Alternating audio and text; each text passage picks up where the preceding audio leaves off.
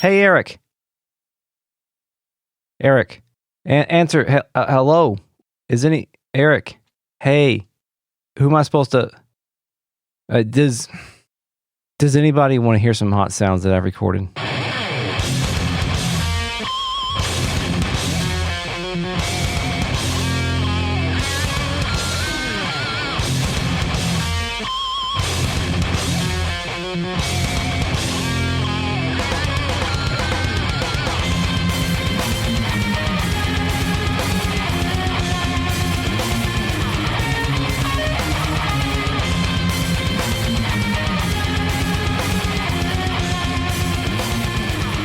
Welcome to Retrograde Amnesia, a comprehensive podcast where we discuss classic JRPGs chapter by chapter, beat by beat. Welcome back. This is Season 3, Final Fantasy VIII. My name is Chris. I'm joined today by Eric. Hey, Eric. I'm from the future, and I had a lot of fun. I also had a lot of fun. Thanks, Eric, from the future.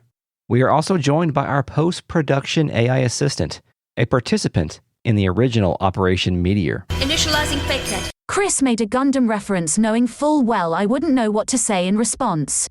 And today, in order to recap Disc 1, we are going to bring on some special guests from the Every FFVIII podcast. So please enjoy our discussion on Final Fantasy VIII with Every FFVIII. Those guys are smart.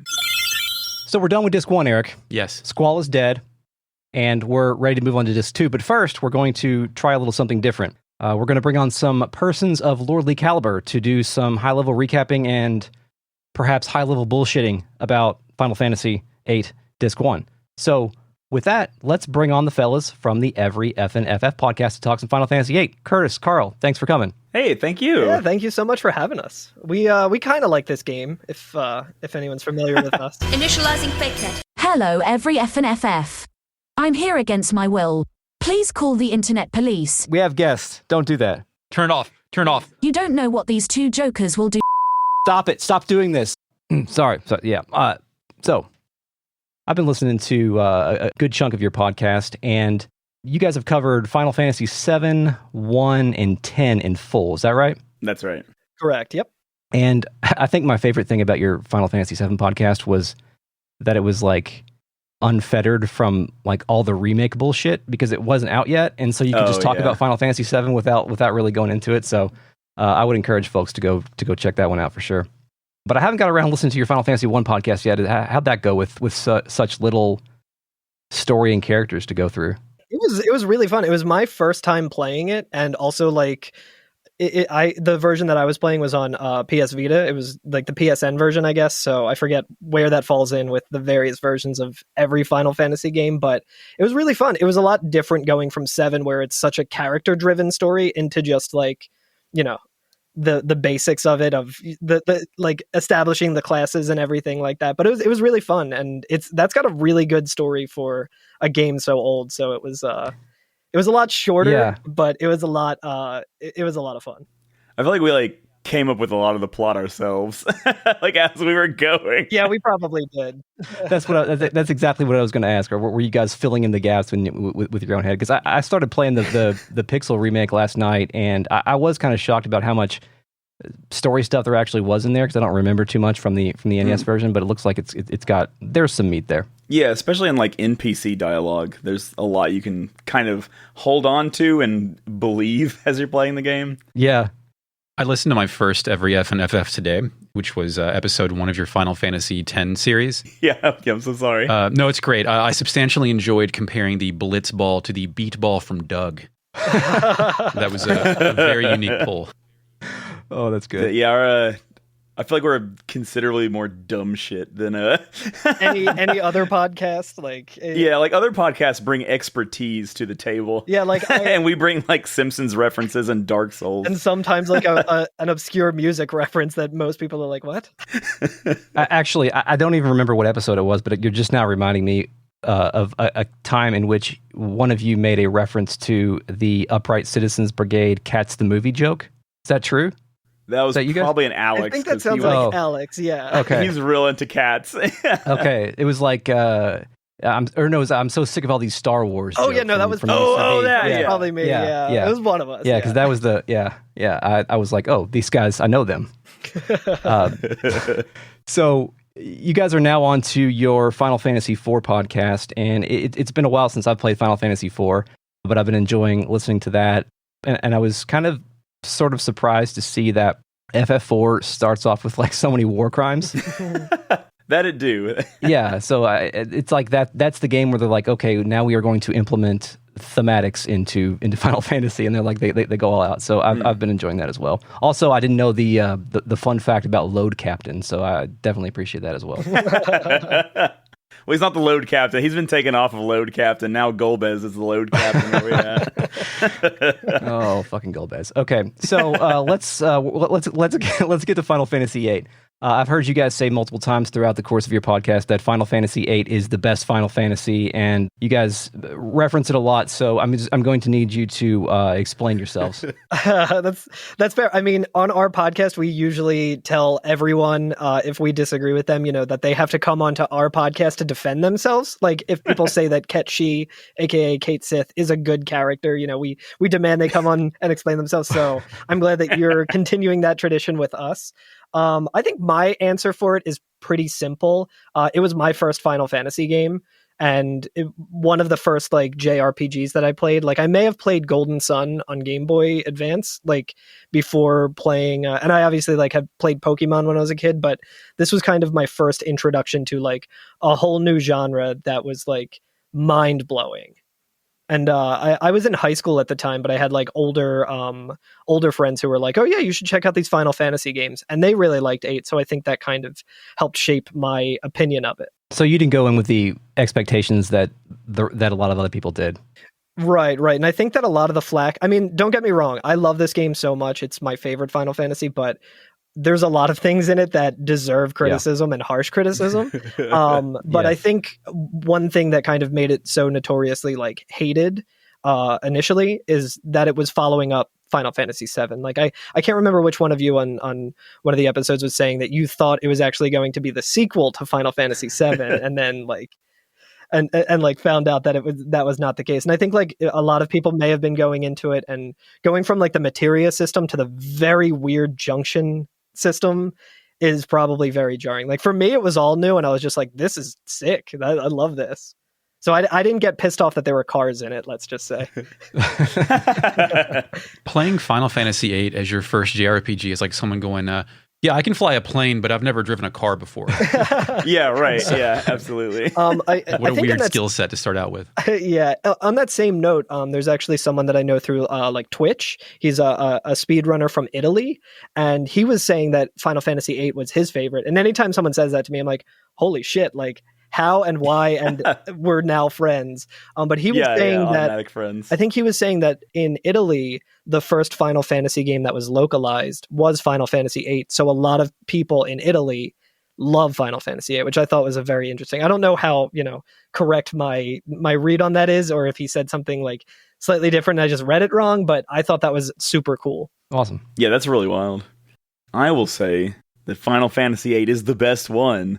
I'm making a very blanket statement, right? It's going to be a very like non-detailed statement, very blanket, but it is the Final Fantasy that most epitomizes the idea of you get out what you put into it. So like there is a very straight-laced way to play the game. There's a very like forward way to handle it, and there's a very forward way to interpret it. And I guess you guys are just done with Disc 1, and I know that like Disc 1 is already kind of wild. And it just goes so fucking off the rails as it continues. Like, it just gets wild. And so, like, what I love is that you can read it in multiple ways, but then you can play the game in multiple ways and enjoy it in multiple ways. There's, I feel like every time somebody beats Skyrim for the first time, they're like, well, I'm going to go back and I'm not going to use any of this thing that made it cheap, right? But you don't even have to, like, impose limits on yourself. You can make it, like, easier in interesting ways. You can be like, I'm never going to level up and the game will actually be easier. Like, that's a wild thing to say. That's a wild thing to do. Or be like, I'm just going to draw 100 of something that's way too advanced for me, but it's just going to give me the ability to one-hit KO bosses the whole game. Because why not? Whatever, fuck it, it's incredible.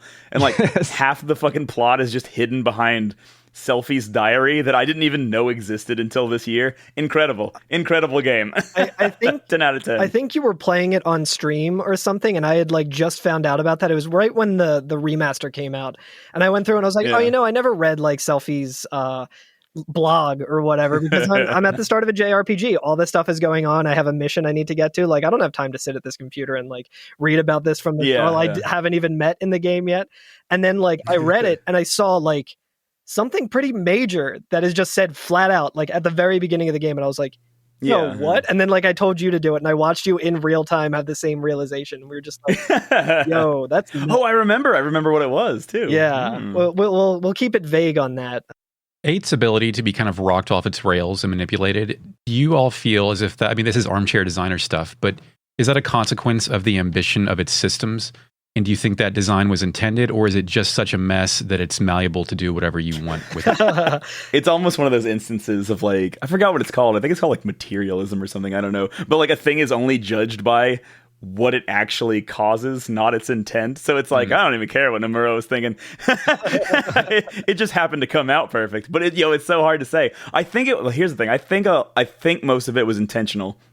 And my reasoning for thinking that it was intentional is the fact that like Nomura and a lot of these people kind of got let off the leash for the first time ever, like from Sakaguchi, right? And so like they're like kind of going nuts, right? And I feel like the game is very uber ambitious, just crazy ambitious on every level, because like this team is allowed to direct a Final Fantasy, which just had FF7, one of the most important games ever made. So like they have a lot to prove, they have a lot to show.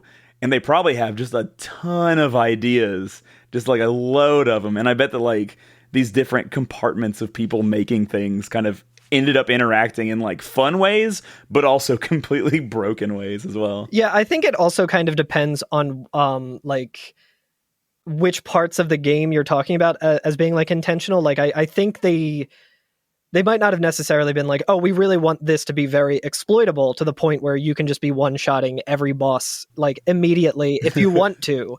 But I think there's also certain things where it's just kind of, with how massive it is, and like Curtis was saying, how ambitious it was, that just left a lot of room for people to get creative with it. And like that's one thing that, especially if you're familiar with like speedrunning communities and things like that, like if there's room for creativity in a game, people will find that. Like there's it's like a whole different world. But like at an even like smaller level than that, it's like I found out that you could get Squall's ultimate weapon in Disc 1 just by using the systems that you have available to you at that time. Oh wow. And it takes several hours of grinding, and it involves a lot of playing Triple Triad, which is awesome because I love that game so much. But you can literally get all the materials that you need to just go to like the Balam shop and like make the best weapon for Squall.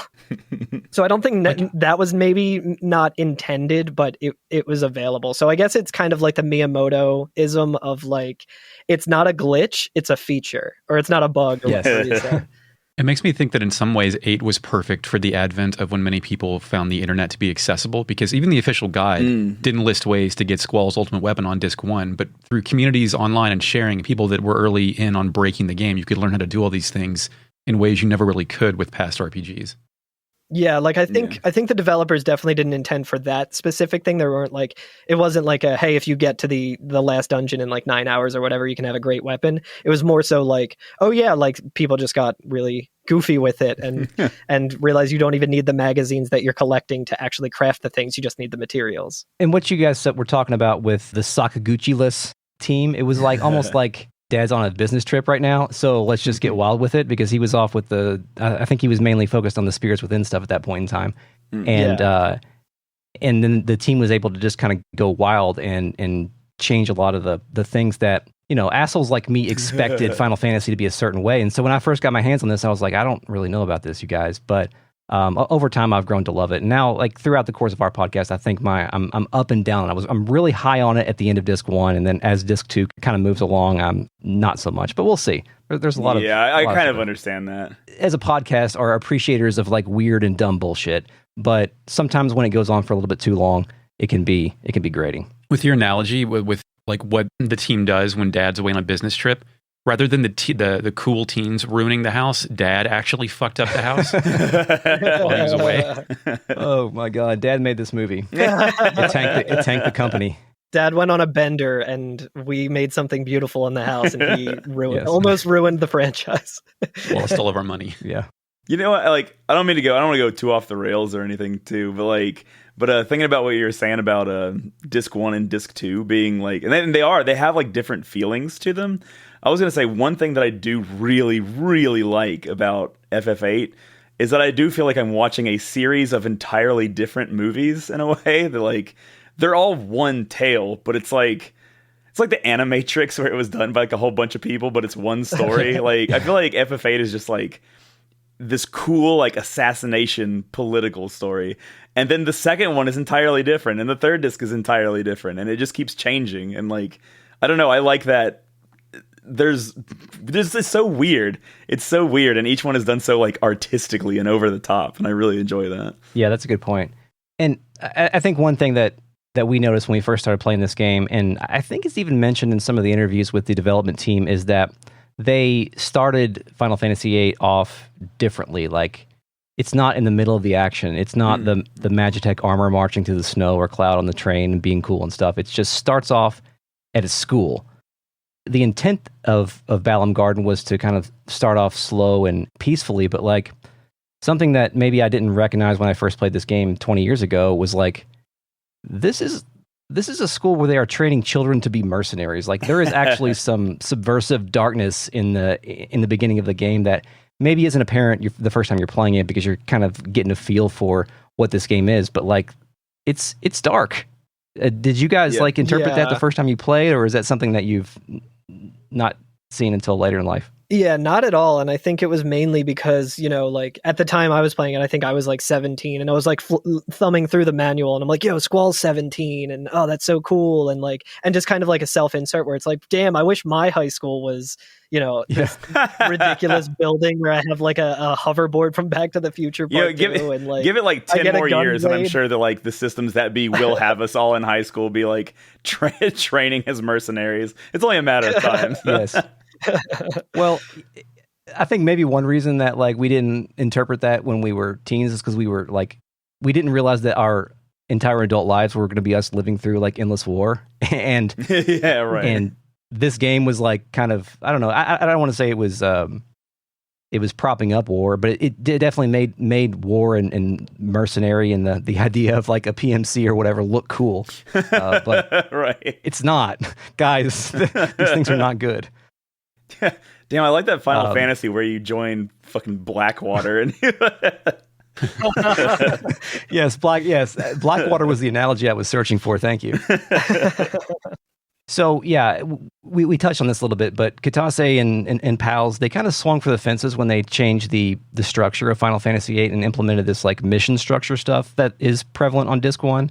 They give you the detailed instructions, the over explanation of what you have to do on the missions, the weird mini games like the train sequence where you've got to like peek for the guards and check the heat sensors and all that kind of stuff that they kind of throw on you and expect you to do, and it feeds into the ranking. And okay, we can talk about that for sure. Sorry. And yeah, no, that's actually a good comment, because my question here is like, does this mission structure work for you guys? Like, does it make the game better, or would we be better off just having a dungeon plus boss structure for this game? I personally think, and just to also agree about that train structure, like I think in terms of like it as a mini game and as like, a thing, it's not very strong, but I think like thematically it's incredible, because they do this whole thing where they're like propping up this mission. They're like, okay, it needs to be like, we need to be very precise, we need to be very careful, but it's still a bunch of like teenagers or like organizing this mission and stuff. So like immediately it's just like everything kind of goes to shit, and they're just like, oh cool, the sensors aren't even working, so we don't even really need to worry about it too much. Like I love that so much. I really, okay, this is like one of the things that I love the most about Final Fantasy VIII, right? Like I guess like in 7 and like previous Final Fantasies, there is a certain kind of sense of immediacy. But I do feel like I can take some time to piss off and raise chocobos, right? Like that's fine. Because we're chasing Sephiroth, and he's never going to be more than one town away from us at any given time. But in 8, I feel like it's very immediate. Like you're always dealing with something right now, and so it feels like wrong to go to another place to like to even like travel the map sometimes. Which I guess you could like. Some people may say this is like a negative point against it, but I like it that like. It feels wrong for me to search the maps a lot of times. I'm like, no, we have to do this now. Like, this is so important. Now is the time to handle this. I mentioned on stream sometime when I played this game that, like, even after this, they went back to having, like, this is the area where you talk at, this is the area where you dungeon dive. Even if it's not a dungeon, sometimes it's a town or a city in other games. But this game, like, it's interspersed together seamlessly. Like, is Timber a town or is Timber a dungeon?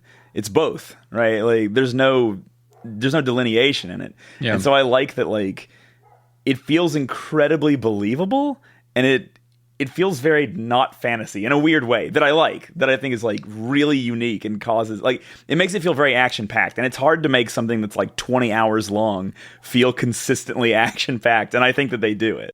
Yeah.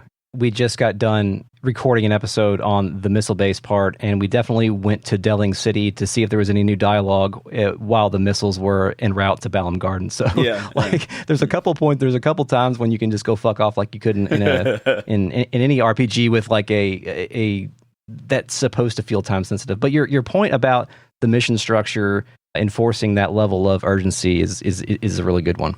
The actual train mission too. I think it sells so much about the quality of Rinoa's character and her friends. Like, it has the same energy as, like, your friend who would do a bunch of drugs and figure out how to steal paint from Home Depot. Like, she's going to hook up a fake train with a fake guy that they're going to switch out at the exact right time to replace the president. It's like, we have to do this because we're under a contract, but oh my God, like it's actually the perfect plan. Yeah. You know what's funny? I don't mean to get like, I'm probably accidentally jumping topics here, and I don't mean to, so I'll keep it short just in case. But you know what's wild is, at least in the speedrunning community and in like the Twitter people that I've seen talk about 8, a lot of people don't like Rinoa, and they're wrong. They're wrong. And I have pages, I have spreadsheets, all the receipts to go against anything anyone says. It's interesting because through Disc 1, she is especially at the end, a tremendous idiot with the plan that she comes up with to try to use the Odine, the Odine Bangle or whatever, on the sorceress. Like that's a terrible plan, as we've talked about in the past. But it's like in universe a terrible plan. Like Quistis is like, hey, don't do that. And but at the same time, like there's a level of like earnestness, and even though she's like a member of the militia or whatever, not the militia, but of the rebel force or whatever. Yeah, the rebel force. She's almost a terrorist, even though that's what she's a part of. She's still like got a level of earnestness, and she's kind of naive when it comes to the world around her. And of course, we come to find out that the reason that she's able to do that is because her dad is General Caraway, and he can cover for her ass. But I don't know if I'd describe her as good or bad yet. But I definitely think she's not just a trope or an archetype. I think that they do some interesting things with her. They're selling her character through action and not just dialogue. Yeah. Which helps.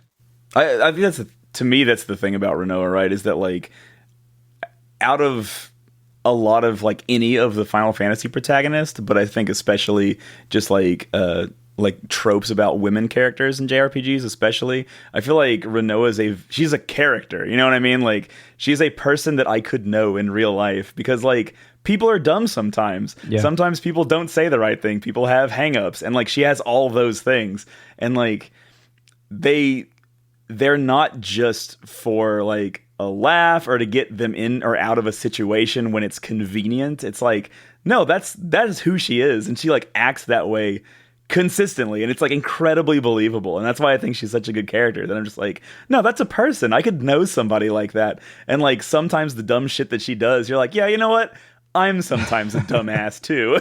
And like, yeah, I would do that. I think another good thing just about the characterization of like Rinoa and just everyone in Final Fantasy VIII, like especially compared to other games, like even if you just compare it to Final Fantasy VII, it's kind of like more a sum of its parts being greater than the parts themselves. Because I mean, in terms of like certain Final Fantasy VIII characters, I'm like, they kind of suck. Kind of suck a little bit, but like with Rinoa, like you're saying, she's kind of like stupid and she comes up with these ridiculous plans and stuff. But I also like that everyone in the party also kind of like not even intentionally dunks on her directly, but her stuff is so like bad that they can't help but do it. They're like, God, that train looks like shit. Like it looks so bad. Like, she's like, no, I painted it myself. And they're like, oh my God, it looks like a child painted it. She's like, this is actually like my manifestation of how much I fucking hate this guy. Like it's actually good. And I just love that like banter and stuff, like that they worked it in so well to like reflect her character. Something that I've noticed in playing this game for the first time in a long time is that the interactions between the characters, they feel more natural. There's a lot of back and forth in the dialogue. There's not just one text box for character A, one text box for character B, and then move on. There's a lot of natural feeling dialogue that comes across pretty well. The interactions can be infuriating, like when Rinoa makes the weird decisions that she does, and when Irvine shows up, it gets even more infuriating. But there's still like Irvine. there's still like interactions that are feeding into the larger machine of the story. So that brings us to Squall, right? He's dead, by the way. Rest in peace. Yes, rip. Dude, when you said that at the intro, it took everything in my fucking power to not go, you son of a bitch. It feels like the general perception of Squall is that he sucks and he's an asshole and no one likes him.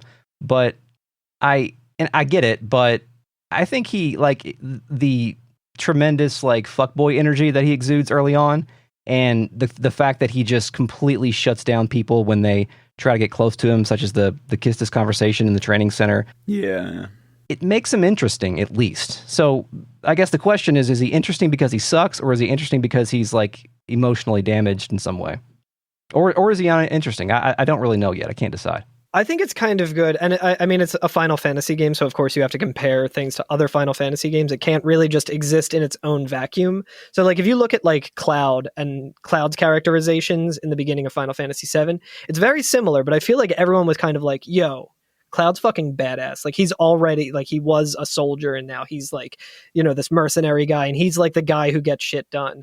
And like with Squall, it's like you kind of start out before he's a mercenary, and he's just like a kid who has all of these like mixed up emotions and is trying to find himself, but he's very much like has all this like trauma that he just doesn't want to come to terms with, and he's just kind of like, no, I only need myself, I don't need anyone else. Like I found myself in this leadership position and I'm equipped to be a leader, but I don't want to be, and I'm just gonna, you know, like keep everyone at a distance and just focus on doing my job. Like even to the point of like when he's doing a dance, like he can't separate that from like the mission or whatever. So I think like he sucks, but like he's also a kid who is in a situation that is like well beyond his scope, like maybe not physically, but like definitely emotionally. And then he's thrown into the mix with like all of these other people who are of a similar age and of a similar, like they all have their own quirks that he has to deal with. Yeah, I actually, what's funny is the older I get, the more I like Squall as a character. And it's not that I like identify more with Squall, it's more that like I understand, like I think what they were going for with his character, which like to me is that I don't think that his main emotional attribute is that he's just mean or that he's just like cold necessarily. I think like at least the way I read it now, I think that his driving motivation, right, I think is to just kind of slip through the cracks and like for things to go smoothly. And if everybody does everything right and nobody complains, the machine can run smoothly, it can be well oiled, and it'll work. It's fine. And so I think a lot of the like humorous and sometimes non-humorous conflict in the game comes from him having these 5 other party members who are wild, who are all like very wild. They're very wacky. They're very like cartoony, and like the world that he lives in is very cartoony and goofy. Like not in like a like Mickey Mouse kind of way, but cartoony in a outlandish sense. And like he's just like, no, I just want to be a good soldier, do my job, go home, make the money, fucking read Weapons Monthly April edition. You know, like that's all I want to do. And so like I think that when he says like whatever to people, he's just like, that's not important. How you feel is not important. Like, what can we do to make the situation better? And so every situation that he gets into where people are always looking to him for leadership, he's like, aren't you people trained? Didn't we like all get trained to do this? Why am I the leader? I'm not supposed to be the leader. And so I kind of get it. And I think that that's like his primary motivation. And so I think that makes a lot of his actions throughout the course of the game, even all the way to the end, and his way that he feels about Rinoa make a lot more sense. So I like Squall. I think another thing, just to kind of tack on too, is it all depends on, like, this game is very much how you play it and how you make Squall react to people. Because Squall, it's not really like a self-insert like a lot of video games have. It's like you were playing as this character and you were making his decisions for him. Like, you can play it so that he's not a huge asshole the whole time. Like, he's still always kind of got that simmering like fuckboi energy or whatever, because that's just kind of who he is. But you can play it a lot nicer, and you could be like, oh, okay, instead of choosing the ellipsis like response to this, I'll actually say a thing. And like, I think that kind of tempers like the relationships a lot more, because I think I've heard, I forget who said it, but someone was saying that like the romance that kind of buds, like if you play it a certain way, it might look like it came out of nowhere and you're just like, oh, that's kind of weird. But like if you play it with the other dialogue options throughout the course of the game, it's much more natural, and there's like, you actually see this relationship kind of grow and him come out of his shell and all that kind of stuff. So I think that's another component of Squall's just character that might get overlooked, because you're just like, oh, I'm going to make him sound like an asshole because I don't like this guy. It's ironic because I've never felt like I could relate to Squall when I played this game as like, I don't know, 18, 19 years old. But I feel like I can relate to him more now. Not that I have anything in common with him, but like his general mentality of wanting everything to go smoothly. And that's his primary. Exactly. Like, if I take my 2 young children out to Chick-fil-A or whatever, like, please, can we get in here and get some chicken and leave without one of my kids being an asshole, or me having to tell them, you know? That's very Squall. Like, he would function pretty well as like a stressed out dad with minor depression. It was like, also too, I think a couple of times I've felt like I'll be playing the game and then I'll write down what I think about what's going on, and then I'll press the button to advance the dialogue, and Squall will say almost the exact same thing that I wrote down. Like, there was one time when everybody was walking around Delling City, talking about their criminal conspiracy out in the open, walking around trying to plan the assassination mission. Again, perfect crime. And, of course. And Squall was talking about how, like, I mean, basically he was saying there's many bad people on both sides or whatever. He was getting very both sidesy. And I wrote down Squall's a both sides guy. And then he like literally said there are bad people on both sides, and what he cares about is the mission. And I guess it's probably, you know, who knows if this is how he was written, but he finds comfort in the mission and comfort in going to work and making sure that everything works perfectly. And that's literally, at least through Disc 1, that's literally all we really understand about him, is that he's an asshole and he likes to go to work. And that is actually a personality type. And I don't like that kind of person, but I understand where he's coming from in this case. Right. Framing Squall as a straight man in an absurd world has kind of revolutionized the way that I'm thinking about him. And it made me wonder if someone uses like a guardian force to kill a bite bug, if he would value that efficiency or just see it as like a waste of resources. Like, I don't know. I feel like Squall's like, he's like hotel staff at an anime convention. We're like, that makes me feel the so much trash worse. still needs to be taken out, but like, boy, is it harder today. Yeah. I was gonna say, he kind of like, with this like discussion about his character, it kind of makes me feel like he's a little bit like Frank Grimes from The Simpsons. Where he's like, I just want to come to the power plant. I just want to do my job. I live on top of a bowling alley and below another bowling alley. And then like Homer Simpson comes walking in and just like destroys his whole life. It's fucking Rinoa, and Rinoa's Homer, and he's Frank Grimes. It's just Brent Grimes going off on Homer reminds me of how Squall really gave it to Quistis in the training center. Yeah. Like, we thought that was vicious at the time, but as like a sum total reaction to all of her hazing and teasing, like, it kind of makes sense. Mm-hmm. Yeah. He also goes off on Rinoa outside the TV station, too. He gives her a lot of shit there. Yeah. Which, again, like, I really like Rinoa, and but I can understand where he's coming from, because it's like he's got his team that is being paid by these people to like do a certain job, and he's like, you are actually the one who's in charge. Why the fuck isn't this going well? Like, now you're making me and my team look like fucking assholes. You know what I mean? A good game. I love this game. I'm sorry. So yeah, so anything else on Squall? Anybody? Love him. He's got a cool scar. Cool scar, dude. So the next question, Laguna. Give me your Laguna takes. Like, we know that Laguna was had some of the stuff cut from the game. In some of the developer interviews, we learned that this game was perhaps originally designed to be 50-50. Squall but Squall stuff and Laguna stuff. I see. And we have come to love and appreciate Laguna for the lovable dumbass that he is. And so, like, I guess the big question is, if you were offered a 50-50 split of Final Fantasy VIII, where half was Squall, half was Laguna, would you take it? I would absolutely take that. I would love that. I'm going to say it depends. I'm going to say that it depends. And it depends on, are we talking about the same length of game currently, or just adding to Laguna's story to make it 50-50? Because if the game just gets longer and it's 50% Squall, 50% Laguna, I'd be much more likely to take it. But I don't know. I don't know that I would make that devil's deal, honestly. Because, like, in some ways, the devil I know is perfect. So the one that I don't know, like, who's to say that, like, can you add to Final Fantasy VIII? Can you mold more gold onto a giant statue? Like, I don't know. I mean, it's Square Enix that we're talking about. I'm sure if there was money in it, they would. I mean, look at Final Fantasy VII.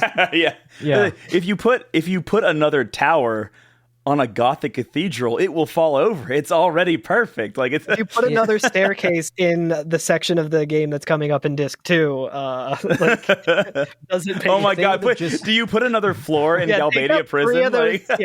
Take out 3 of those floors and give me another Laguna section. I'd take that one. I would take that exchange. It's all because they put Cloud in Smash instead of Laguna. If they would have put Laguna in Smash, then Laguna would be super popular, and then we would have like Final Fantasy VIII remake Laguna episode, and it'd be wonderful. Yeah, I do love like, Laguna though. I do love that. And then instead of Sephiroth, it's Adea. I remember being inconvenienced by Laguna when I first was introduced to him when I played this game the first time around. But now we're like growing to love him just because he's a big dumb idiot, and his friends love being around the big dumb idiot so much that they are continually attracted to his sort of love for adventure. And I think we'll get to this on Disc 2, but like the turn that story makes to where like Laguna is trying to decide on whether or not he wants to, you know, take up the machine gun once again and go out and adventure and become a journalist, or like, you know, like move into the suburbs and shoot bugs with his machine gun to entertain children, is I think a really kind of interesting, and it's almost like the Laguna in the rain stuff and the whole Windhill stuff is upcoming is all like really sweet to me now. Oh yeah, absolutely. I think that, like, for me, the reason why Laguna works so much for me, especially today, is that I think he is like the perfect foil to Squall, and like his party is a really good foil to Squall's party, because like our main character party, they do essentially at the end of the day get along, but they are bickering all the time, especially in Disc 1. They are just at each other constantly. And like, but they're efficient. They're trained killers. You know what I mean? They're like really good at what they do, and they're kind of real motherfuckers. But like Laguna's group is just a fucking like, they're bumbling goofy, you know, like they're weird, they're odd, they're all like Laguna is led by passion and nothing else. Like he's just a good times feeling guy. And so I think that like putting it in there, like it's related, right? Like his story is part of the FF8 story, but almost as just a breather. Even if it didn't have anything to do with FF8, I would still like Laguna's story, because it frames our main story in such a way. Like, there's already like a storytelling frame for the main story of FF8, but it kind of defines it even further. It contextualizes it even further when you get to see Laguna and his like wacky adventures. I think a big component of it, especially with like Laguna, and it kind of just like epitomizes Final Fantasy VIII as a whole. It has what I would call like Zelda 2 syndrome, where like when that game first came out and when I played it, like as a kid, I loved The Legend of Zelda. That was like my favorite game of all time. And then I found out that there was a second one and we got it and I started playing it and I was like, this game fucking sucks. I hate it. I have no idea what I'm doing. I have no idea how to play it. Like, this is all weird. Link is walking left and right. Like, what is going on? I don't like this game. And it wasn't until years later where I played a lot more video games and could go back to it with a different appreciation where I'm like, well, I've played the Zelda game. That's just the NES Zelda game over and over again, like a million times and a million other Zelda games. So 2 is a nice refreshing change from that. And if you take it for what it is, it's like a breath of fresh air. And I think with Laguna, even inside Final Fantasy VIII, which already had that going on for it because it was such a drastic departure, not just from Final Fantasy, but from like JRPGs in general. I feel like when you got to Laguna, you're like, okay, what the fuck is this bullshit that this game is throwing at me now? Who the fuck are these guys? I'm so confused. None of this makes sense. But like when you go back and replay it after getting through the game entirely and you have more context for what's actually going on, it makes it so much cooler, which is a really like, I don't know if that necessarily makes it good. Like, I don't think it's necessarily a good thing to be like, yeah, this is awesome, but only if you play this 60-hour game like 2 times, like then it's good. Like, you know, like I don't want someone to tell me like, oh, you got to watch this TV show because it's really good, but you got to get through the first season, which is kind of a slog, but then it gets good, I swear. Like that's kind of what it's got going for it. But I think in the end, at least to me personally, that's what makes this game so kick-ass. There is one thing about the Laguna sequences that I think is bullshit still to this day. There's one thing, and that is... I know what you're going to say, and I probably You have no idea what I'm going to say. Okay, go ahead. Maybe you do. I don't know. But it's the first Laguna dream sequence, okay? The very first one. It's possible to get into a fight with those funguars and they can put you asleep, and sleep lasts for fucking ever in this battle, and you can just watch Laguna, Kyros, and Ward die by like 20 HP increments and just sit there and go, there's nothing I can do. They just don't wake up in this fucking game. And it's happened to me. Oh, no. It's bullshit. Yeah, hey, at least you get to listen to the man with the machine gun, the best track in the game, right? Fair point. Yes, that is something that I think everyone can agree on. Yes. I was going to say that the one like really big thing that's a downside of the Laguna sections is just how it interacts with the junction system and how that's like, part of why that part. Yeah. There's no way of knowing, like you, especially on a first playthrough, you're not going to be like, oh, I got to make sure that this specific character that I don't like the one who falls asleep better have some fucking guardian forces like junction to them because that carries over into this weird thing, like, and you're just like, oh, okay, Squall's the only one with GFs now. Yeah, it's like, okay, so this Laguna guy is the only one who can do anything and the other guys can only attack, and it's like that's bad game design in my opinion. But you know, they were almost there with that because it feels really good when you realize that that your junctions and your magic transfer back and forth through the dream sequences, because you don't feel like you're losing any like mechanical progress moving from Squall to Laguna's team, but they don't make that clear, and it gets a little bit messy because for some reason they always make it one to, like Squall and Laguna being 1-to-1 relationship in terms of the junction, that works, it's fine, but like the other ones, sometimes you'll have a character that is not in your current party, has nothing on them, and then they'll be aligned with Kyros, and Kyros will then just have nothing. So you have to like rebalance your magic and do all kinds of weird stuff. It's a little troublesome. I feel like it also makes you appreciate like Ward and Kyros less, because then you're just like, oh, okay, well these guys are just there for padding because I don't actually get to use them. Like I don't really know much about like their limit breaks or when do you get to use Blood Pain? Yeah, fucking exactly. Coolest fucking limit break name. Kyros and Ward are definitely underrated because, I mean, look at them. Kyros has his like katars, and Ward throws a harpoon and then goes and gets it. I mean, those are two like really interesting twists on the like what you would expect from a Final Fantasy combatant. Right. And these guys are. I guess we'll get more into them in Disc 2, but these guys have a little bit of personality that I think I missed the first time around as well. Yeah, I guess is Ward technically a dragoon since he's got like a giant? Yeah, he's got like a lance. Yeah. Didn't his limit have some dragoon thing? I forgot about it already. Jump into the? Or is it? Yeah, he I think throws he does, the thing up into the air and jumps after it. Yep. Okay, so okay, so Ward, Kane, same thing. Cool. So I guess the last thing here, the big culminating point in Disc 1 is, of course, the assassination mission there at the end in Dilling City. I think it's one of the coolest kind of like set piece moments in most RPGs from this era and maybe ever. The lead up to it is really good.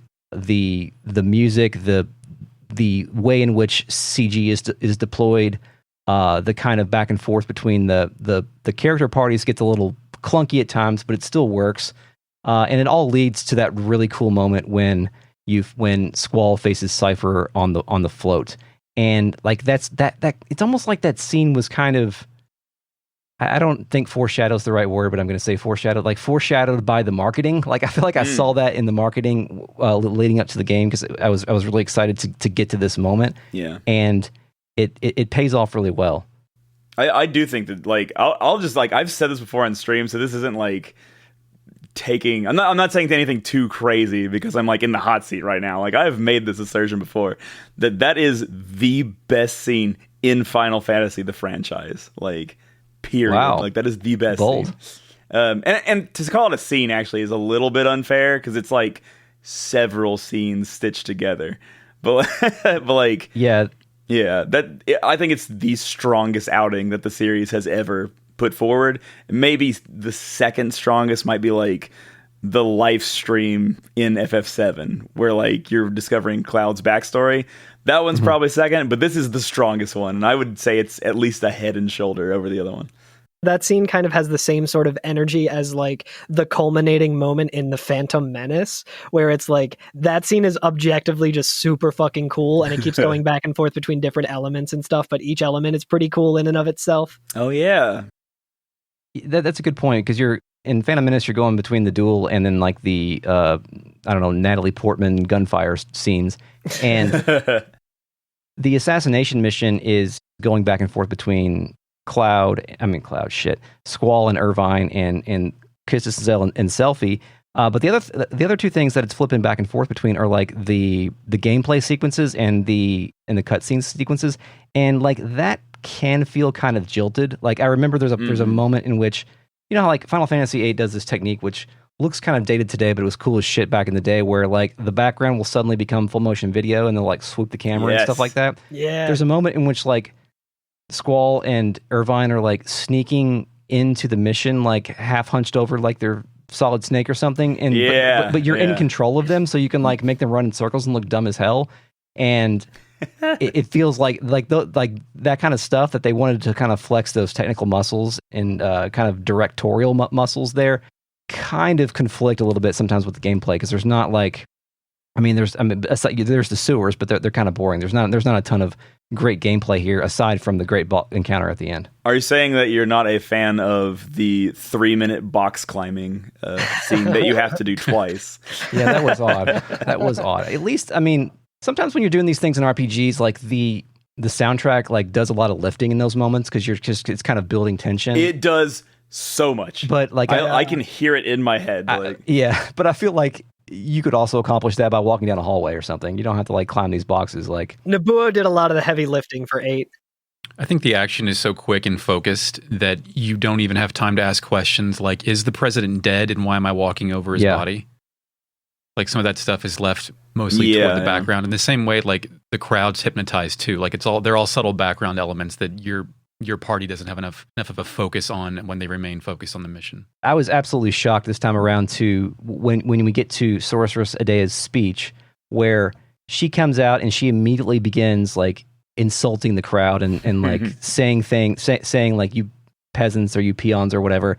And I thought like she was speaking under her breath, like she was like warming herself up, and then she was going to turn the mic on. But no, she's just telling them like how much they suck and how much is going to rule over them. It's like it's much less subversive than like how actual fascist leaders come to power. But like it's kind of cool that she just kind of goes for it. The entire crowd has a Dom fantasy. Yeah.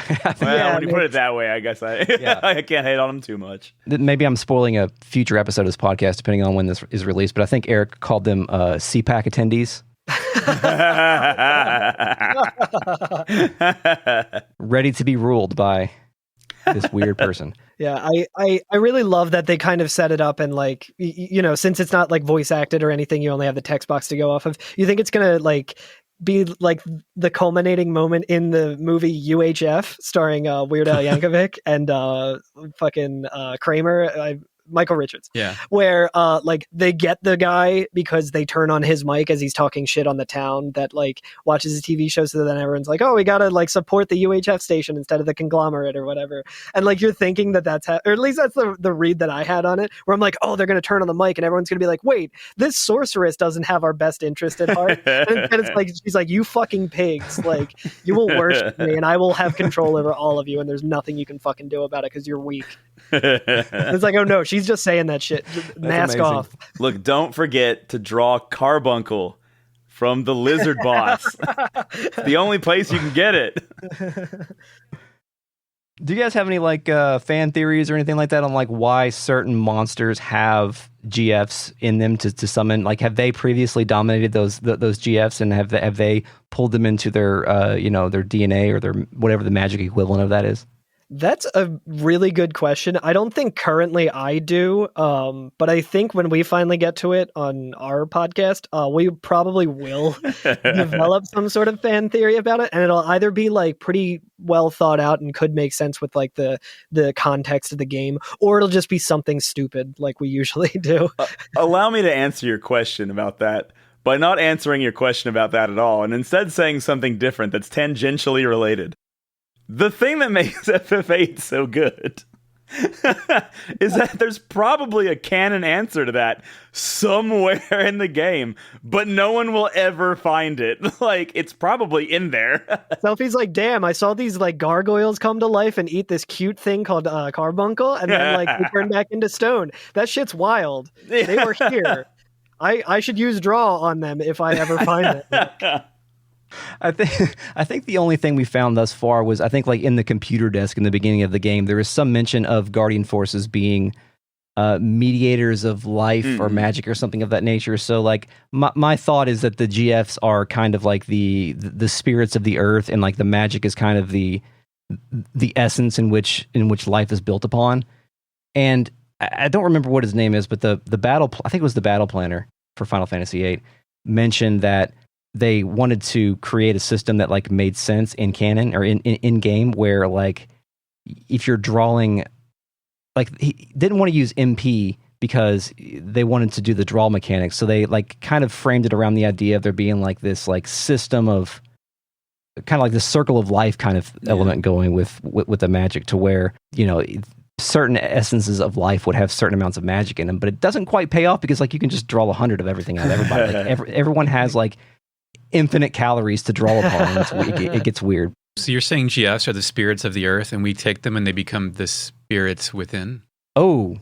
It turns out they were all working on the same project after all. They truly were some Advent children. Oh. Oh, God. That one wasn't as good. On that note, you guys got any other FF8 takes you want to get off? I'm ready. I got one. I'm so sorry. Take it away. No, take it away. Here's the thing. At some point, somebody said to come on and defend FF8, and I'm ready. I'm ready to defend it from its detractors. So, the other thing that... Okay, here's the thing. The draw system, that kind of blows. I hate drawing. That's the one thing that people say, but drawing sucks. And I'll be like, drawing sucks. All right, fair. All my homies hate drawing. All my homies hate drawing. That shit sucks. But the other one that I hear a lot, right, is people talk about the characters aren't very strong, is what they say. They're like, oh, the characters aren't very strong. They have Squall and they have Rinoa, and that's it, right? And then everybody else is not really characterized. And I would like to say this about that. This is my podium I'm getting on. Y'all are like letting me have a dangerous podium here to get my crazy. You're the sorceress and my extremist ideas. Yeah, step up to the podium and dominate the crowd. That's right. So here's why it's good. Actually, I think after FF7, right? Because to make this make sense, I have to talk about FF7 for a second. FF7's banter among its characters is fine, but there's a lot of characters that never even talk to each other, right? Like, plenty of them, they only interact with Cloud, and that's it. So you never really know, like, how does Vincent feel about Kate Sith, or how does Kate Sith feel about anybody except for, like, Cloud and maybe Barrett, right? But what they do have is character development. Everybody has a demon to slay in 7, right? And so, like, the character development is not about their relationship with each other, in my opinion, but about their relationship with their world around them. And so everybody overcomes something, and that feeds into the plot of what I think is the theme of FF7, about how you can't get off the train you're on, and, like, over the course of the game, they do change their fate. They get off the rails in some way. And the party does the impossible. It gets off the rails. But FF8, I don't think, is about that. And that's why I would say that, like, we don't really see Selphie overcome some internal demon that she has, right? Like, that, I don't think that that's what it's about. Unless we read her entire blog, which... unless we read her whole blog, in which you will find out about her meth addiction that she has and struggles with in the background. But the dialogue between the characters is incredible. Like, they're fully formed already. Like Zell, Selphie, Irving, and Quistis are characters, right? Like, they are who they are, and they play into the story in a way. And, like, Rinoa gets some advancement, Squall gets some advancement, but I get the feeling that these are people. Like, they are people, and their struggle is not internal; it is with the external world, and, like, the impossible things they have to go up against. And so that is my defense of not having, like, crazy character arcs for everybody in FF8. So take that, Twitter. At Twirlin Curtis, at me anytime. Yes, at these men. Anything else, guys? Yeah, I mean, I would kind of just, say it's definitely, like, my favorite Final Fantasy game. Probably biased because it was my first. I actually, funny enough, before I even played it, I fell in love with the soundtrack. And in a high school music class that I dropped, like, 2 weeks later, I had to do a project, and I did a project on Nobuo Uematsu even before I ever played a Final Fantasy game. And someone in that class was like, "What's your favorite Final Fantasy game to play?" I was like, "Oh, I don't know. I never played them, but I like this song." But I think there are a lot of, like, legitimate critiques about Final Fantasy VIII. Like, the draw system definitely sucks. That's why you should use 3 times speed to help expedite that.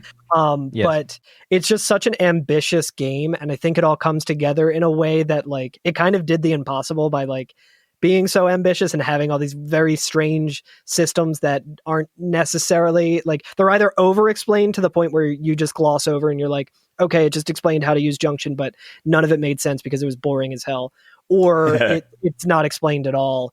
And, like, when it finally clicks, it's like one of those moments where it's like, it's just such a good feeling that you're just like, oh, I understand this and I know how it works and I can, like, go buck wild with it. And I think that's what makes it such a good game. And also the story just fucking rules. I really appreciate you guys coming on with us today. That was really good stuff. If you are listening to this and you have not listened to every FNFF podcast, please go do that. Also continue to listen to this podcast, but go check them out as well. Where would they go do that? You can do that pretty much anywhere you can find podcasts, Spotify. We have a website you can listen to if you don't use a podcatcher, everyfnff.com. I use a weird one called, like, Podcast Nation or something like that, because it's the only one on Android I could find with a snooze button. So it's on there. That's the one that Rufus uses, right? Pocket Cast has a snooze button and a sleep timer. Yeah. Oh, well, that's exactly what I need. Yeah, Pocket Cast is really good. I'm a big supporter of Pocket Cast. Everybody use Pocket Cast, please. You made him leave the Pocket Nation. The Pod Nation. He's coming to the Pocket Nation. The Pocket Station. Curtis doesn't believe in borders. He doesn't believe in nations. Yo, I just want to point out that he just said Pocket Station in a pun in a podcast about FFVIII. And that's really good. Eric, didn't you record a Pocket Station sound effect for the first episode? VMU sound effect. Oh, VMU. Yeah. Okay. Yeah. Pocket Station episode forthcoming. Mom, can we get the Pocket Station? No, we have the Pocket Station at home, and it's a VMU. Thanks, guys, again. And everybody, please go check out Every F and FF. It's a great podcast. They've covered a lot of Final Fantasy games. And eventually, I'm very much looking forward to when you guys finally get to Final Fantasy VIII. We did a poll on our Patreon to like choose our next game, but we're like, we want to do a Final Fantasy. So we put 6, 7, and 8 on there. And selfishly, I was praying for 6 to win. And when 8 won, I was like, I hope those guys don't do it 8 next, because that would be weird. But we are looking forward to when you guys get to it. So thanks a lot, guys. Yeah, thank you so much. I appreciate it. Yeah, thank you so much for having us. This was a blast. Once again, thanks so much to Curtis and Karl for joining us for this episode. It was a lot of fun. We'll see you next week for Disc 2. This episode was a production of Retrograde Amnesia, recorded on Thursday, July 26, 2021. Thank you, Mark, for the intro music. You're welcome, Chris. Find us on Twitter at RetroAmnesiaPod. And if you like us, tell a friend. Or, consider supporting us on Patreon at patreon.com/RetroAM. Get early access, bonus episodes, miniseries, voting rights for our next podcast. Or don't, if you don't want to. Also get access to the Real Net on Discord. Email us at podcast@retrogradeamnesia.com. And until next time. It doesn't need me. I understand. And now, you may go back to sleep.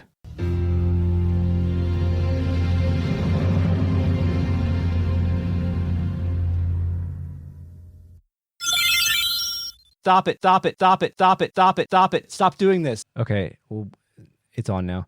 Stop it, stop doing this.